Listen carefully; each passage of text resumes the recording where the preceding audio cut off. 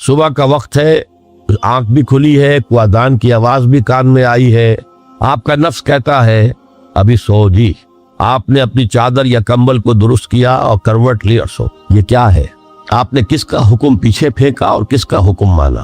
اللہ کے حکم کو پیچھے پھینک دیا، نفس کے حکم کو آگے رکھا۔ یہ شرک، اس شرک کو جاننے والے بہت کم ہیں۔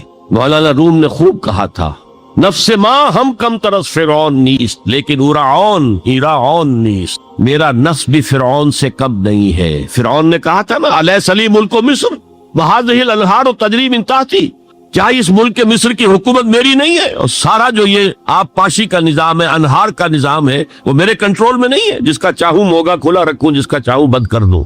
یہ تھا خدائی کا دعویٰ، انا ربکم الاعلی۔ تو مولانا روم کہتے ہیں میرا نفس بھی اس سے کمتر نہیں ہے۔ وہ کہتا یہ جسم میرا ہے، اس پر میرا حکم چلے گا، میں نہیں جانتا کون اللہ کون رسول، کیا حرام کیا حلال۔ تو فرعون سے کم تو نہیں ہے میرا نفس، لیکن ایراعون اس کی بہت مدد تھی، فوج تھی، لاؤ لشکر تھا، تو اس نے زبان سے بھی کہہ دیا کھل کر انا ربکم الاعلی۔ میں مسکین ہوں، غریب ہوں، میرے پاس کوئی طاقت نہیں ہے، میں زبان سے تو کچھ نہیں کہہ سکتا، اندر سے میرا نفس یہی کہتا۔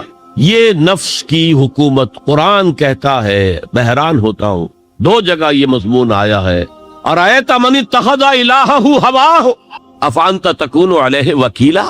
اے نبی تم نے دیکھا اس شخص کو، اس کے حال پر غور کیا جس نے اپنی خواہش نفس کو اپنا الہ بنا دیا ہے۔ اللہ اکبر، الہ لا الہ الا اللہ، کلمہ توحید کا مرکزی لفظ یہاں آ رہا ہے، من اتخذ الہہ ہواہ، جس نے اپنی خواہش نفس کو اپنا معبود بنا لیا، الہ بنا لیا۔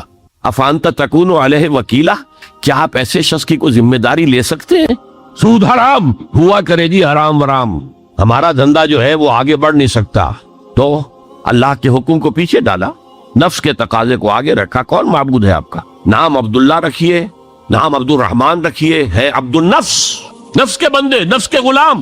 پوچھا گیا ایو الہجرت افضل ہو یا رسول اللہ، اے اللہ کے رسول بتائیے سب سے اعلیٰ ہجرت کون سی ہے، افضل؟ فرمایا ان تہجر ما کرہ ربک، ہر اس چیز کو چھوڑ دو جو تمہارے رب کو پسند نہیں۔ آج رات ہی سے آپ ہجرت شروع کر سکتے ہیں۔ جائزہ لیجئے کیا کیا چیزیں میری زندگی میں خلاف شریعت ہے، جو اللہ کو ناپسند ہے، فیصلہ کیجئے کہ آج کے بعد نہیں ہوگی۔ ہجرت شروع ہو گئی، افضل الہجرہ، سب سے افضل ہجرت شروع ہو گئی۔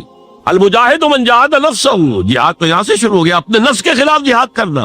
صبح نفس نے کہا ابھی سو جاؤ، آپ نے نفس کی بات کو رد کیا، اپنا کمبل اٹھا کے پھینکا، اٹھے، وضو کیا، نماز کے لیے آپ مسجد چل دیے، آپ نے جہاد کیا نفس کے خلاف۔ یہ افضل الجہاد ہے، اور سب سے چوٹی اوپر یہ ہے کہ جب وہ حق و باطل کی جنگ ہو تو جان ہتھیلی پر رکھ کر میدان میں حاضر ہو جاؤ۔ افرأیت من اتخذ الہہ ہواہ افانت تکون علیہ وکیلا، کیا تم نے غور کیا اس شخص کی حالت پر جس نے اپنی خواہش نفس کو اپنا معبود بنا لیا، الہ بنا لیا، کہہ رہا ہے لا الہ الا اللہ، لا الہ الا اللہ، لیکن الہ تو اس کا لفظ ہے۔ اب اس کو انتہا پر لے جائیے۔ عہد حاضر کا سب سے بڑا شرک، سب سے بڑا شرک، سب سے بڑا شرک عوامی حاکمیت کا تصور ہے، حاکم اللہ کے سوا کوئی نہیں، ان الحکم الا للہ۔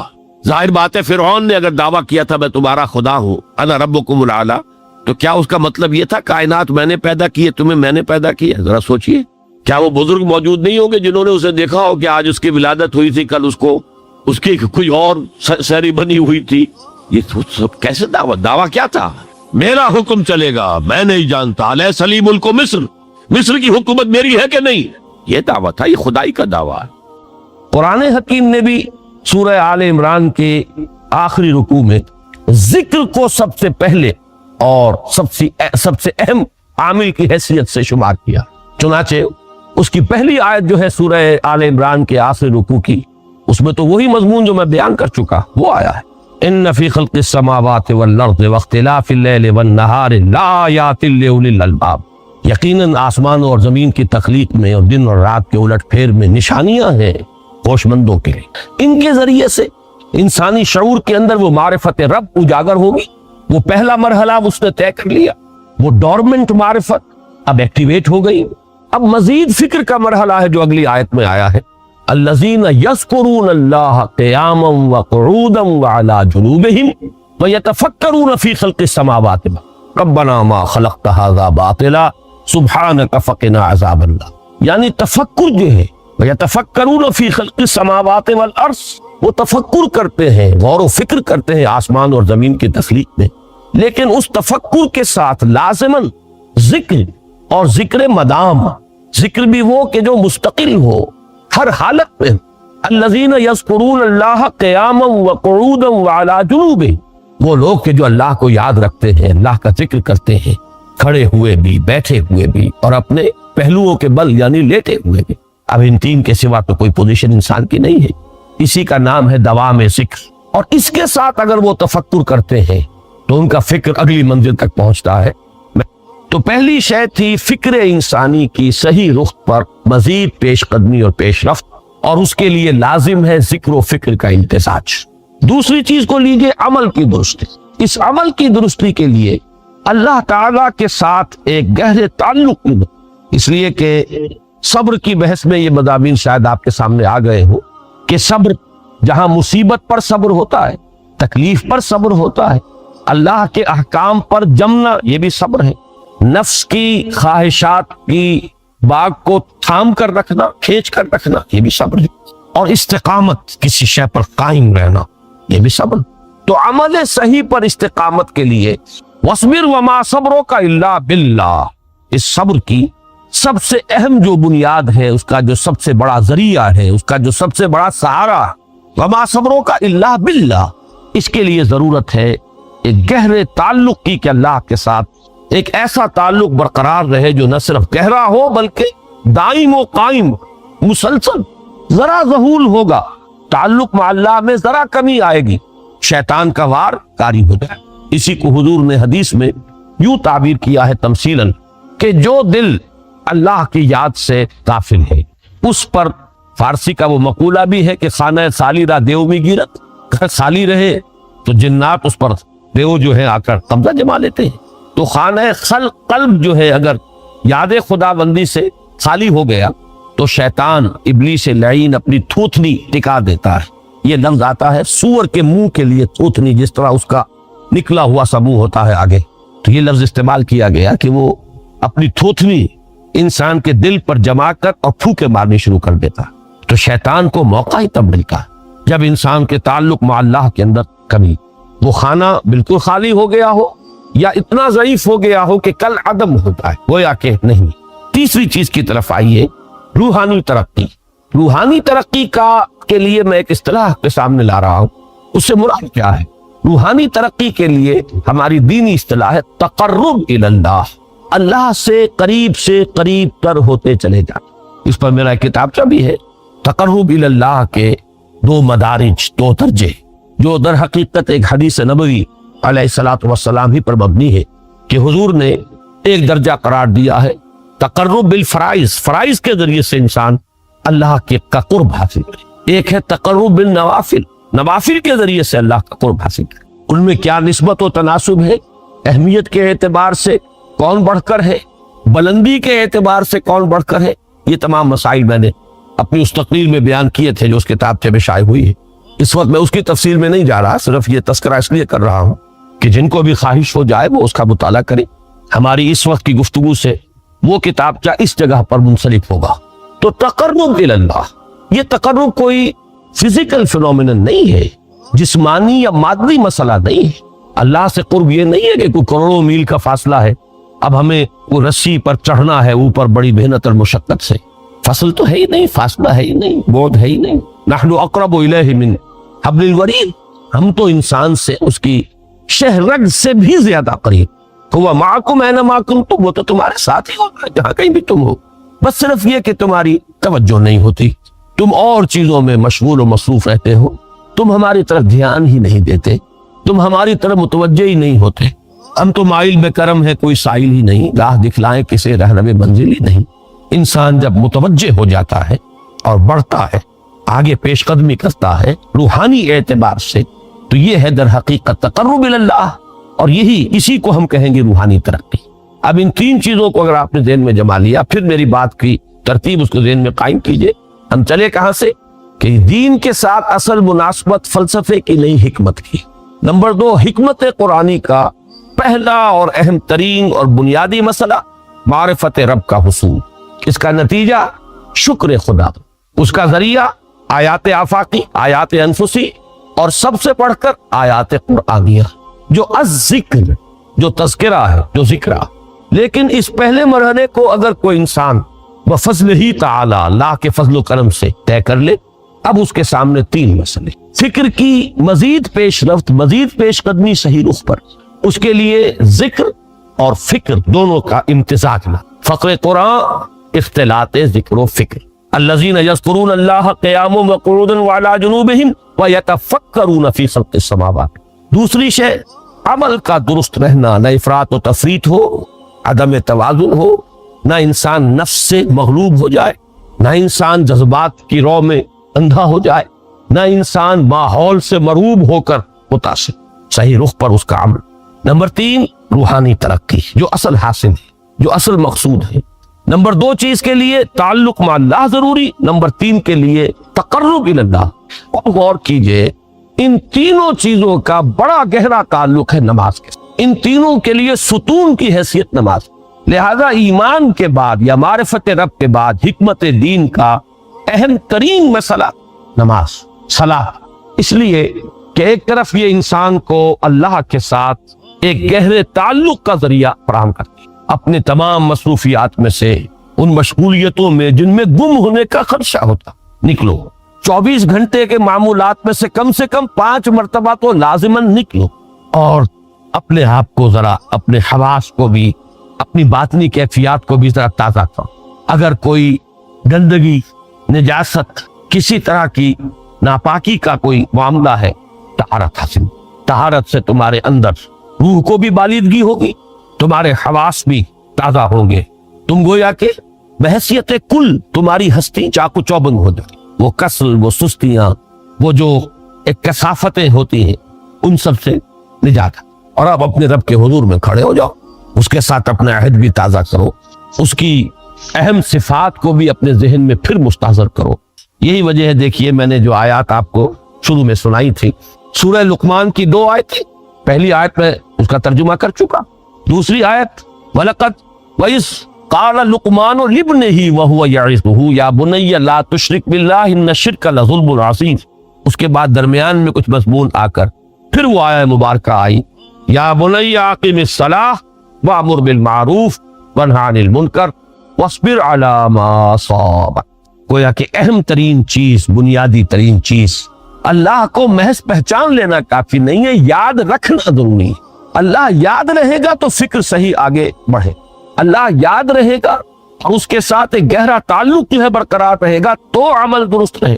بالکل یہی بات سورہ طٰہٰ میں جو پہلی وحی حضرت موسیٰ علیہ السلام پر ہوئی، اور پہلا مخاطبہ ہے، چونکہ حضرت موسیٰ کو یہ انبیاء کرام کے مقدس گروہ میں ایک امتیازی حیثیت حاصل ہے کہ ان سے براہ راست گفتگو ہوئی ہے، اگرچہ صرف ایک پردہ تھا، اوٹ من ورائے حجاب گفتگو ہوئی ہے، لیکن یہ کہ کوئی فرشتے کا درمیانی جو ہے وہ لنک نہیں تھا، براہ راست اللہ تعالیٰ نے حضرت موسیٰ علیہ السلام سے کلام فرمایا، کلم اللہ موسیٰ تکلیما، موسیٰ سے تو اللہ نے کلام فرمایا جیسے کہ کلام کیا۔ تو پہلا مخاطبہ ہے، یہ پہلا مکالمہ ہے، پہلی وحی کہیے، اسی میں یہ الفاظ بھی موجود ہیں، اننی انا اللہ لا الہ الا انا فاعبدنی واقم الصلاۃ لذکری۔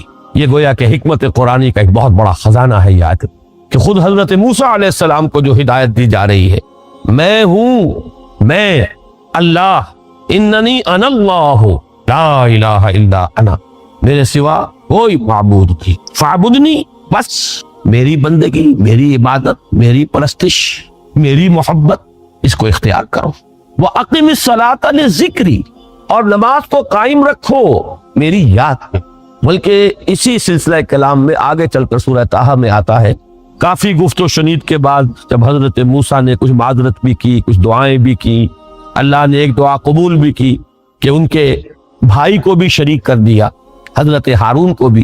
اس کے بعد پھر جب فرمایا کہ اب جاؤ فرعون کی طرف، تو اس میں فرمایا وَلَا تَنِيَا فِي ذِكْرِي، اور دیکھنا یہ جو عظیم مشن تمہارے کندھے پر آ گیا ہے، بڑا بھاری اور کٹھن ایک فرض ہے جو تم پر عائد ہو گیا، اس کے لیے سب سے بڑی تمہارے پاس جو قوت کا ذریعہ ہے وہ نماز۔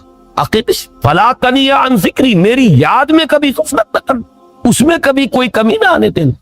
جیسا کہ میں نے عرض کیا تھا کہ جیسے ہی وہ تعلق جو ہے کمزور پڑتا ہے یا منقطع ہو جائے معاذ اللہ، تو پھر انسان گویا کہ شیطان کے لیے ایک لقمہ تر بن۔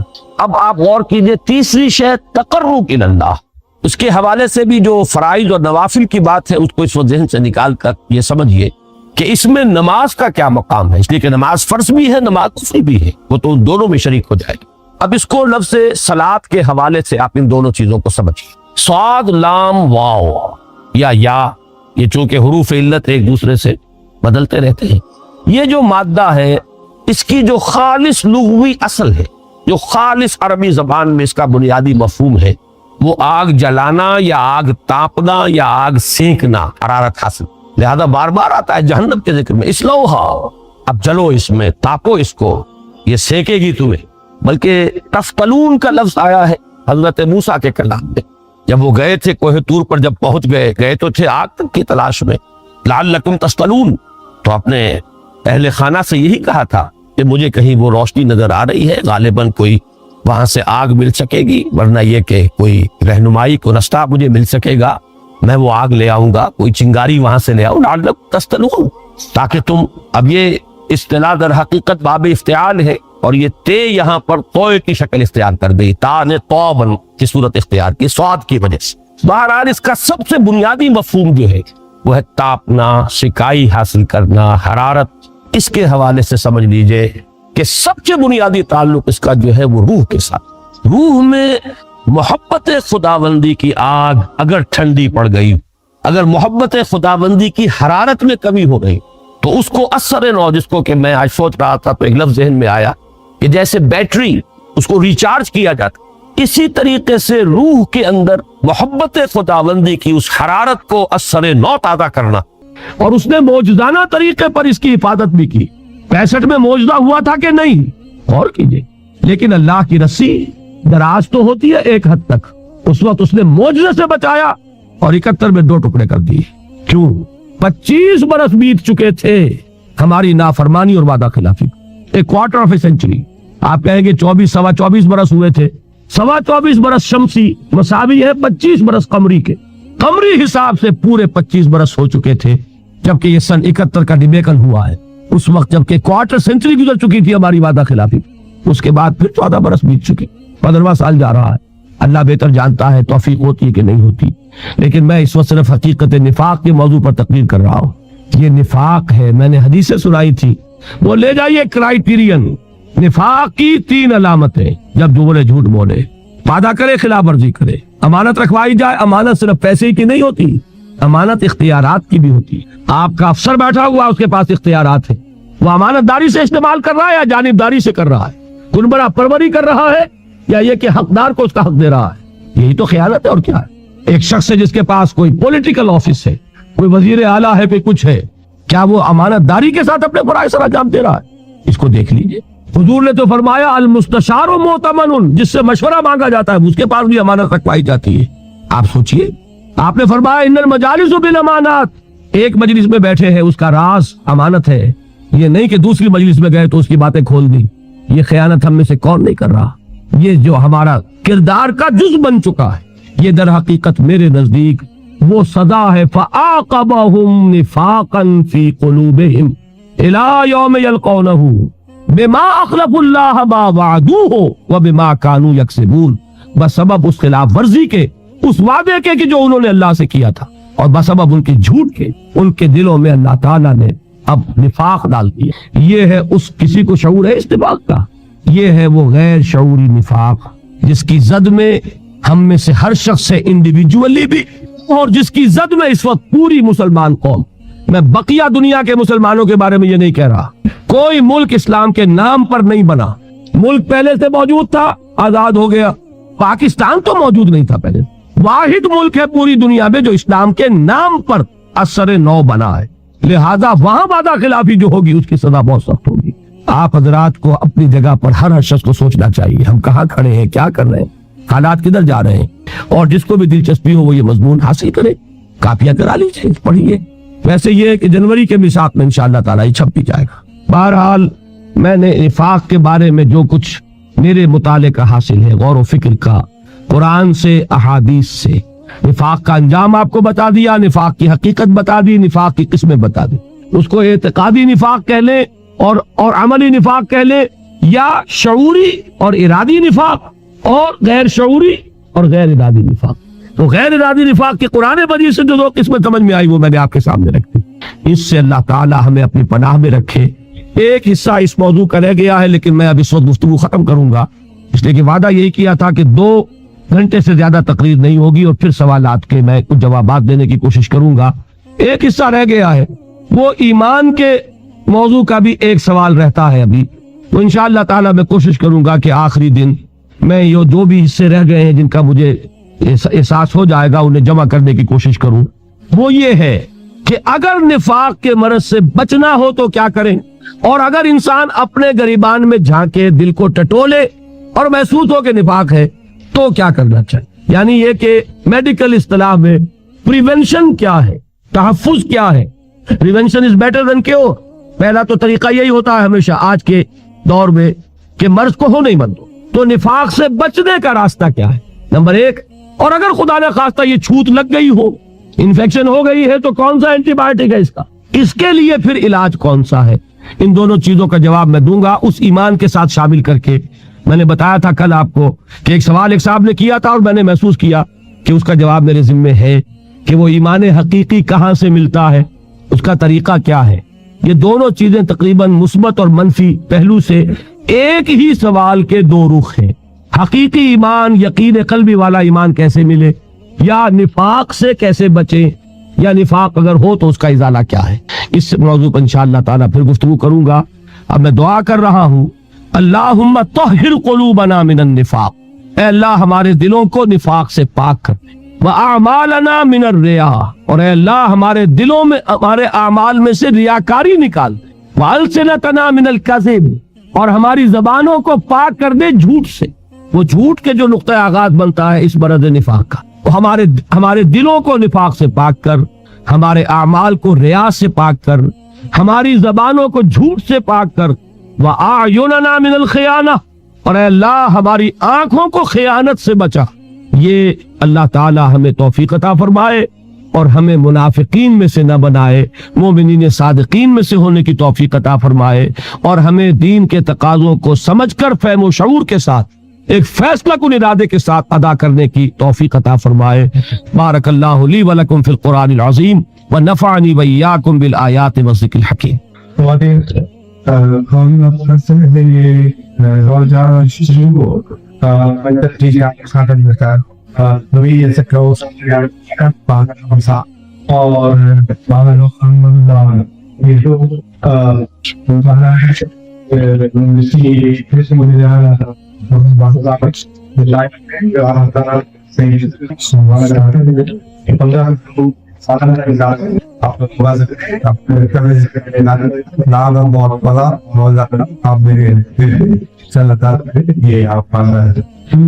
دونوں پرچوں کے تو 30 ہو جائے گا.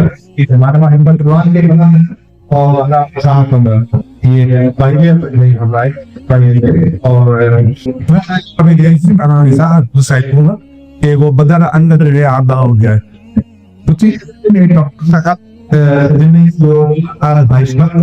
ان کے لیے اقدام کیا گیا ہے. اور وہ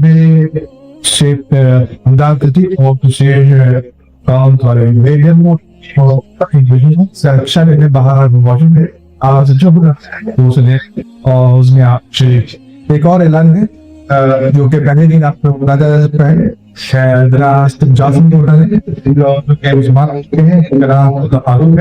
وہ 22 دسمبر کو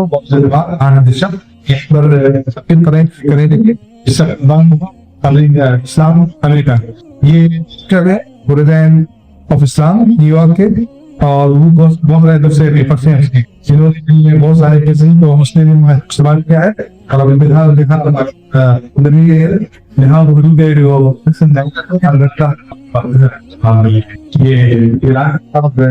یہ سوالات ہیں. دیکھیے ان سوالات سے پہلے مجھے کل یا پرسوں بلکہ شاید ایک صاحب نے طویل تحریر دی تھی، اور بلکہ جس روز پہلے دن یہ ہمارا پروگرام ہو رہا تھا ایک بزرگ یہاں سے ناراض ہو کر بھی چلے گئے تھے اس ویڈیو کے مسئلے پر. تصویر کا مسئلہ چونکہ ہمارے ہاں بڑا ایک حساس قسم کا مسئلہ ہے، تو میں چاہتا ہوں کہ اس کے ضمن میں پہلے اپنی بات پوری طرح آپ کو بتا دوں. دیکھیے، جن احادیث کا حوالہ یہ حضرات دیتے ہیں وہ احادیث ہمارے بھی علم میں ہیں، لیکن ان احادیث میں تصویر کشی سے منع کیا گیا ہے. جس وقت یہ حضور نے حکم دیا ہے اس وقت ہاتھ سے تصویر بنتی تھی، لہذا اس کے بارے میں تو یہ فیصلہ کن ہے کہ وہ حرام ہے، ہاتھ سے جاندار شے کی تصویر بنانا. حدیث میں یہ الفاظ بھی آتے ہیں کہ قیامت کے دن کہا جائے گا اب اس میں جان بھی ڈالو. تم نے گویا کہ اللہ تعالیٰ کی نقل کی کہ تم نے جاندار چیز بنائی تو اللہ نے تو جان ڈالی تھی، اب جان ڈالو اس کے اندر جان. تو ہاتھ سے جب آدمی کوئی چیز بناتا ہے تو وہ تخلیق ہے اس کی جو وہ خود اپنے ہاتھ سے بنا رہا ہے. کیمرہ اس وقت نہیں تھا، عکس ہے یہ، اس وقت نہیں تھا، لہذا اس کا 100% اطلاق ایک دم اس پر کر دینا وہ بات درست نہیں ہوگی. سوچنا پڑے گا کہ آیا اس پر بھی اس کا اطلاق ہوتا ہے یا نہیں.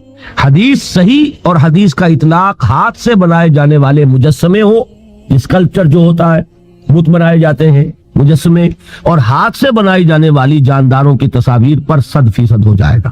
اب جب کیمرے کا ایجاد ہوا ہے تو پھر علماء کو اجتہاد کرنا پڑا کہ آیا انہی احادیث کا اطلاق اس پر بھی ہوگا یا نہیں. اس میں دیکھیے بر صغیر پاک و ہند کے علماء کا عام معاملہ یہ رہا ہے کہ وہ بہت محتاط رہے. تقویٰ کا اصول یہ ہے کہ جہاں ذرا بھی شک ہو وہاں سے بچو، یہ صحیح ہے.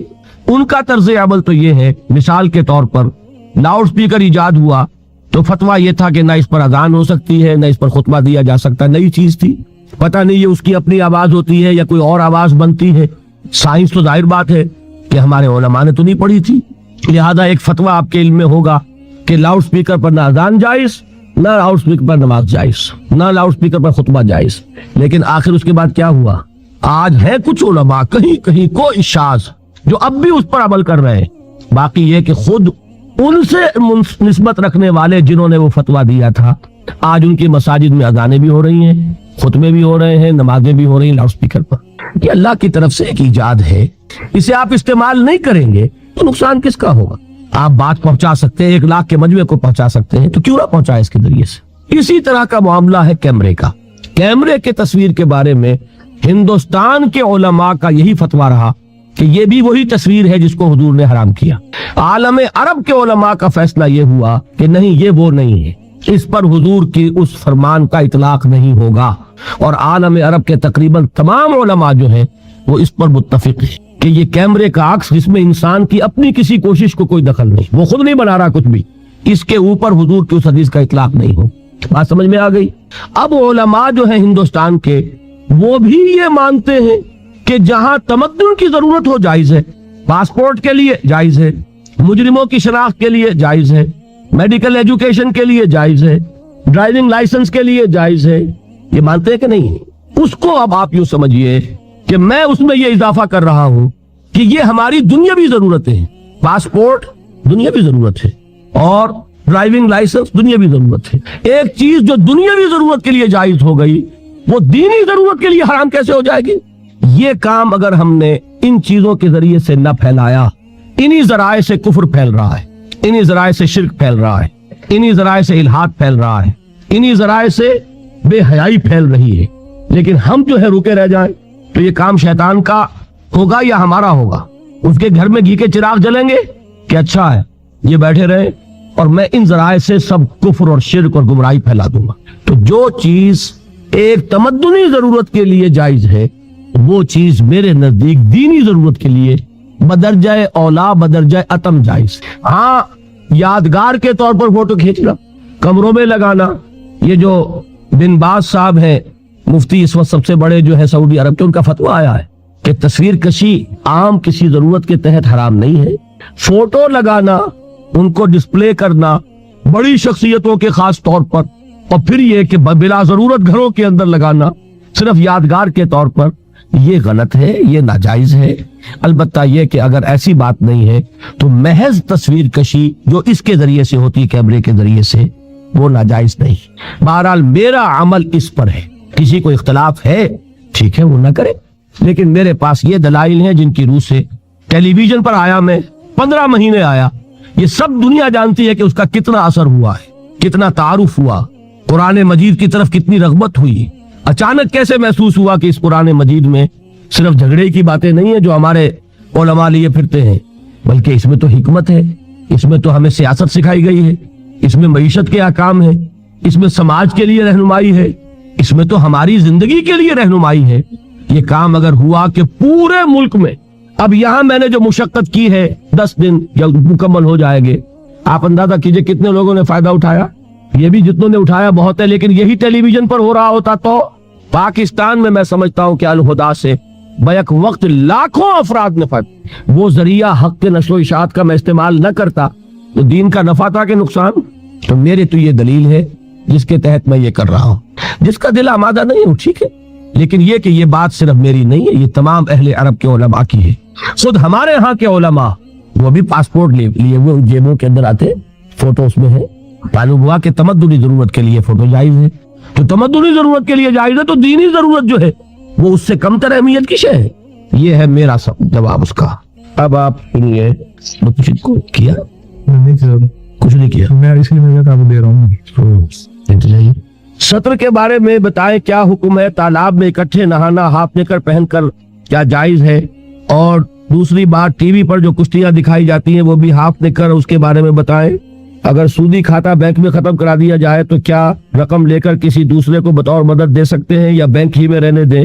سیاست کا مقصد کیا ہے؟ کون سی سیاست جس کا آپ ذکر کر چکے ہیں؟ بھائی یہ ایک آدمی اتنا لمبا پرچہ سوالات لکھے گا تو پھر 3 گھنٹے چاہیے ایک پرچے کو حل کرنے کے لیے. قرآن کی آیت وسیلے کے بارے میں یہ آیت کا مفہوم کیا ہے؟ دیکھیے ان میں سے جن باتوں کا میں جواب دے سکتا ہوں اس وقت وہ یہ ہے کہ سطر کا حکم واقعی ہم میں سے ہر شخص کو معلوم ہونا چاہیے. پہلے یہ کہ سطر کہتے کسے؟ سطر یہ ہے کہ جسم کے کچھ حصے ایسے ہیں جو شریعت کی روح سے ہر حال میں ڈھکے رہنے چاہیے, سوائے شوہر کے لیے بیوی, بیوی کے لیے شوہر. یہ تو چونکہ قرآن نے کہا ہن لباس لکم وانتم لباس لہن, ان کے لیے تو کوئی سطر نہیں ہے. لیکن دوسری رعایت کیا ہوگی کہ کوئی سرجن ہو, کوئی ڈاکٹر ہو, اس نے معائنہ کرنا ہو, کوئی ضرورت ہے, لیڈی سرجن نہیں مل رہی ہے تو مرد سرجن سے بھی سرجری کرائی جا سکتی ہے جان بچانے کے لیے. لیکن ان دو کے علاوہ کوئی شکل نہیں کہ جسم کا وہ حصہ کھلے. مرد کا کیا ہے؟ ناف کے اوپر سے لے کر گھٹنے کے نیچے تک, ناف بھی نظر نہیں آنی چاہیے. بہت سے لوگ بالکل نہیں جانتے, احرام باندھا ہوتا ہے ناف اوپر نکلی ہوتی ہے, اس لیے کہ پتہ ہی نہیں. ناف جو ہے یہ سطر میں شامل ہے, اس کے اوپر ہونا چاہیے, کمر بند ہو یا تہ بند ہو جو بھی ہو, اس کے نیچے نہیں. اور گھٹنا جو ہے اس کے نیچے تک, گھٹنا بھی سطر میں. اب نکر وغیرہ جو ہے اس میں یہ سطر نہیں ہوتا, یہ ناجائز لباس ہے, اسلام کی روح سے حرام لباس, اس میں کوئی اختلاف نہیں. یہ ہے مرد کا معاملہ. عورت کا معاملہ کیا؟ پورا جسم سطر ہے سوائے چہرے کی ٹکیا, ہاتھ یہ پہنچوں سے باہر اور پاؤں ٹخنے سے نیچے. یہ میری بہنیں بھی یہاں موجود ہیں, وہ بھی توجہ سے سنیں. یہ عورت کا جسم سطر ہے, بال سطر میں شامل ہے, یہ ڈھکے رہنے چاہیے. یہی وجہ ہے کہ عرب ممالک میں وہ رومال کا رواج ہے, ہمارے ہاں دوپٹے کا رواج.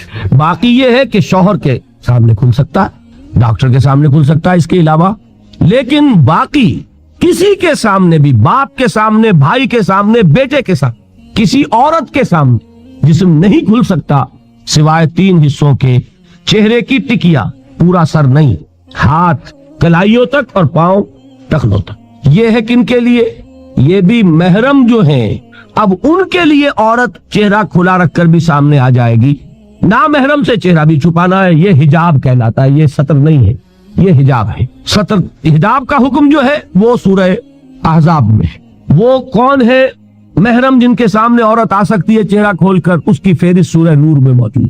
اپنے باپ, شوہر کے باپ, اپنے بیٹے, شوہر کے بیٹے یعنی سوتیلے بیٹے, اپنے بھتیجے, شوہر کے بھتیجے نہیں, شوہر کا بھتیجا نامحرم ہے, اپنے بھانجے عورت کے, شوہر کا بھانجا نہیں, شوہر کا بھانجا نامحرم.